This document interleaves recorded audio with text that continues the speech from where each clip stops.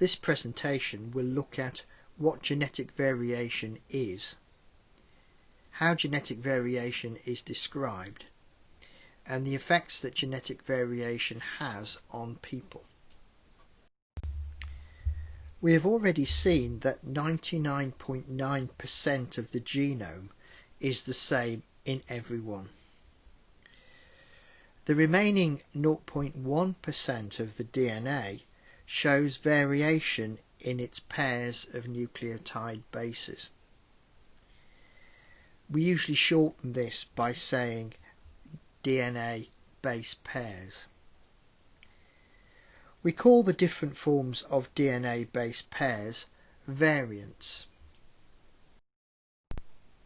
Geneticists call the unique set of DNA bases that a person has the genotype. The word genotype is a very old term going back to the earliest days of genetics. It can refer to all of the DNA bases in a protein coding sequence, that is, a gene, or it can refer to just a single DNA nucleotide base. The word genotype is a very useful word to use, but it's quite slippery to define.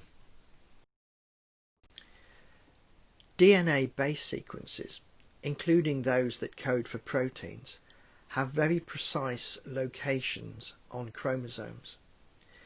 This is a map of chromosome 7. There are 2 copies of chromosome 7 in the nuclei of all of your cells. Chromosome 7 has about 159.3 million base pairs. This is about 5% of the total DNA of the genome. The position of the base pairs are shown on the left-hand scale, which is expressed as millions of base pairs. There are about 920 protein coding genes distributed across chromosome 7.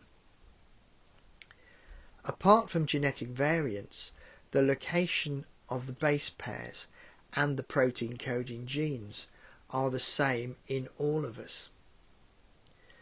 These positions or locations are called loci. The singular of loci is locus. The chromosomes have been stained before being observed with a microscope. Staining reveals characteristic banding patterns, which are used to produce a physical map of the chromosome. The regions are given code names, for example 7q31.2. Think of chromosome 7 as a country. 7q31.2 are the regions within the chromosome, like cities, towns or villages. The maps of the chromosomes are becoming more accurate all of the time.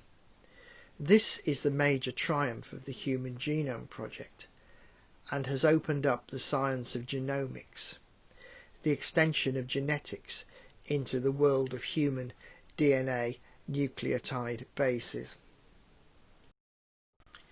Here is an imaginary DNA nucleotide base sequence for a small part of chromosome 7.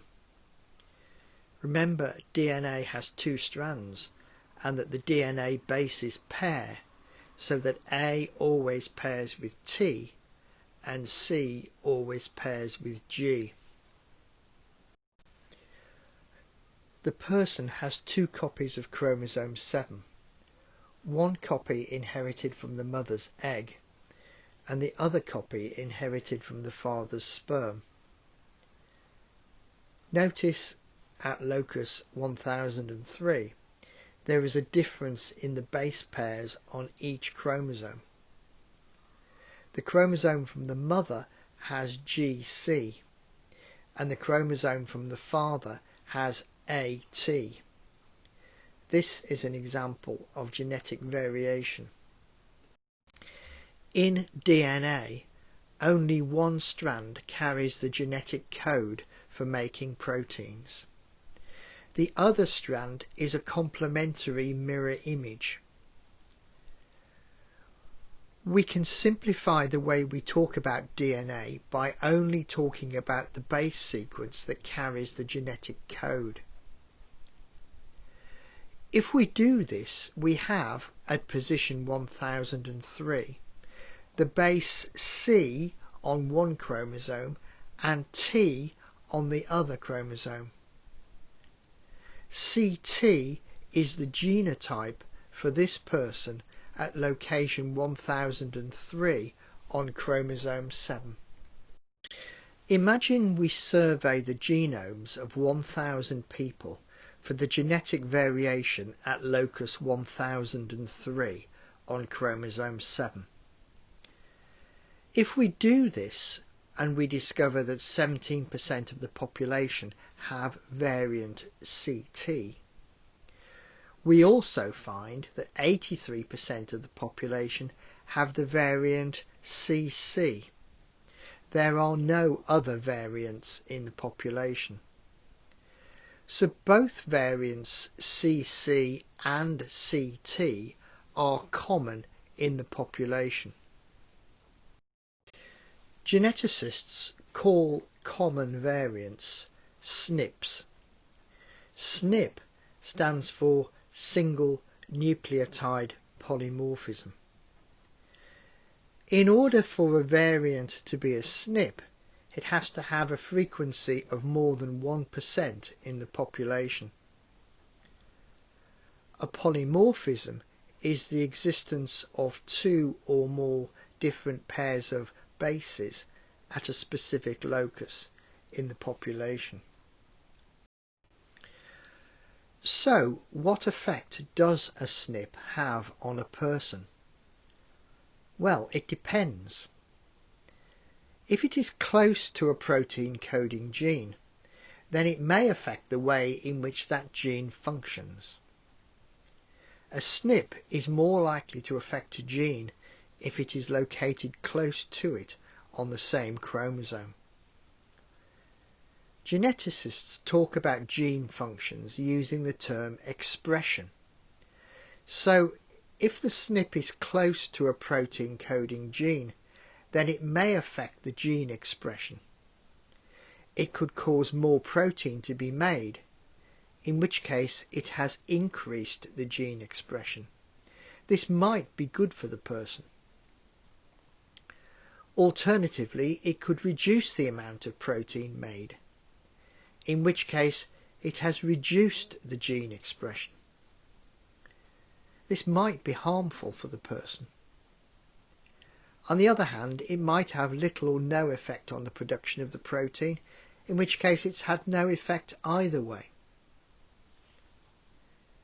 If the SNP is present within a protein coding gene, then it might have a large effect on the person if it alters the structure of the protein made.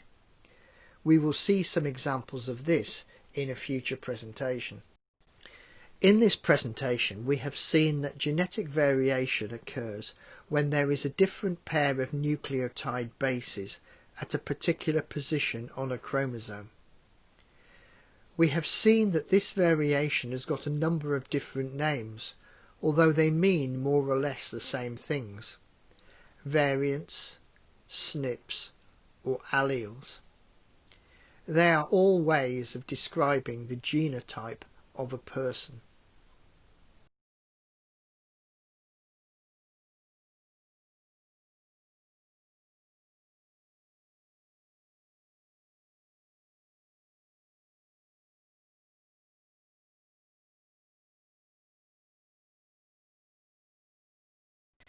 The next presentation in this series will look at the effect of SNPs within protein coding genes.